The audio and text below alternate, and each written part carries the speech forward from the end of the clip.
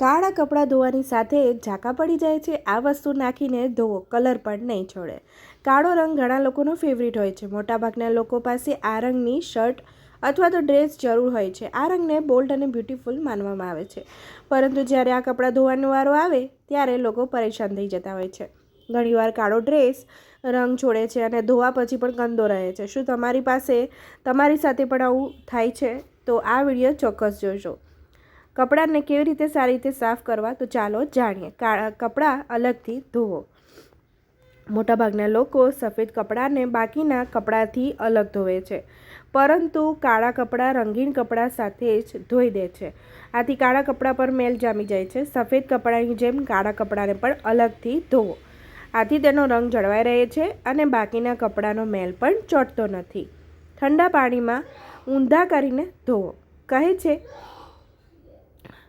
ગરમ પાણીમાં કપડાં ધોવાથી મેલ ઝડપથી દૂર થાય છે, પરંતુ કાળા કપડાં ધોતી વખતે આ ભૂલ ન કરો. ગરમ પાણીમાં કાળો રંગ ઝડપથી ઉડી જાય છે. તેથી જ આ રંગની ડ્રેસને, આ જે કાળા કલરનો રંગના જે પણ ડ્રેસ હોય તમારી પાસે, હંમેશા ઠંડા પાણીમાં જ ધોવા જોઈએ. ઉપરાંત કપડાંને હંમેશા ઊંધા કરીને ધોવો. ભલે તમે વોશિંગ મશીનમાં ધોતા હોવ કે પછી હાથથી ધોતા હોવ, જે ફ્રન્ટ સાઈડનો રંગ લાંબા સમય સુધી ટકી રહે છે. એલ્યુમિનિયમ ફોઇલનો ઉપયોગ કરો. વોશિંગ મશીનમાં હંમેશા માઇલ્ડ ડિટર્જન્ટ જ નાખો. તમે સ્ટ્રોંગ ડિટર્જન્ટ નાખશો તો એનો કલર જવાનો ભય રહે છે. તેને મશીનમાં ડિટર્જન્ટ બોક્સમાં ન નાખો, કારણ કે તેમાં સાબુ એકઠો થઈને કપડાં પર ચોંટે છે.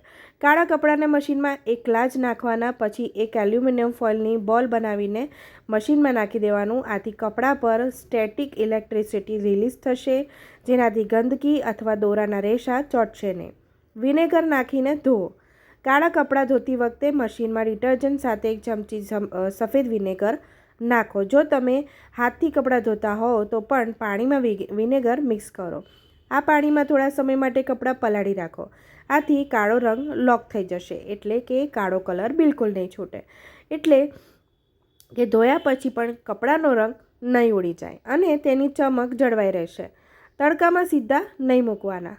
જ્યારે પણ કપડાં તમે સૂકવો, ઘણા લોકો કપડાં ધોયા પછી તેમને સીધા તડકામાં સૂકવી દે છે. કાળા કપડાં સાથે આવી ભૂલ ન કરો. તે એકવાર ધોયા પછી જ ડલ દેખાવા લાગશે. તેમને હંમેશા છાંયડામાં અથવા તો ઊંધા કરીને જ સૂકવવા. તમે કોઈપણ કલરફુલ કપડાંને પણ ઊંધા કરીને જ સૂકવો. આથી સૂર્યની કિરણો સીધી કપડાં ઉપર નહીં પડે અને કપડાંનો રંગ અને ગુણવત્તા બગડશે નહીં. મીઠાનો ઉપયોગ. મીઠું માત્ર ખાવામાં જ નહીં, ઘરના કામોમાં પણ ઘણું ઉપયોગી છે.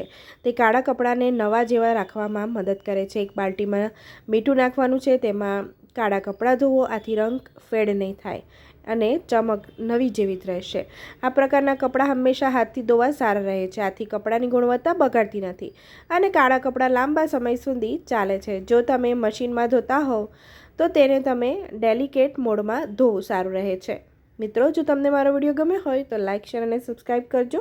બાજુમાં આપેલી નોટિફિકેશન આઇકોન પર ક્લિક કરી દેજો, જેથી જ્યારે પણ હું વિડીયો અપલોડ કરું તમને પહેલી નોટિફિકેશન મળી જશે. મારો વિડીયો છેક સુધી જોવા બદલ તમારો ખૂબ ખૂબ આભાર. તમે મારો વિડીયો કયા શહેર અને કયા દેશમાંથી જોઈ રહ્યા છો મને કમેન્ટમાં ચોક્કસ જણાવજો, જેથી હું તમને થેન્ક યુ કહી શકું. આવજો.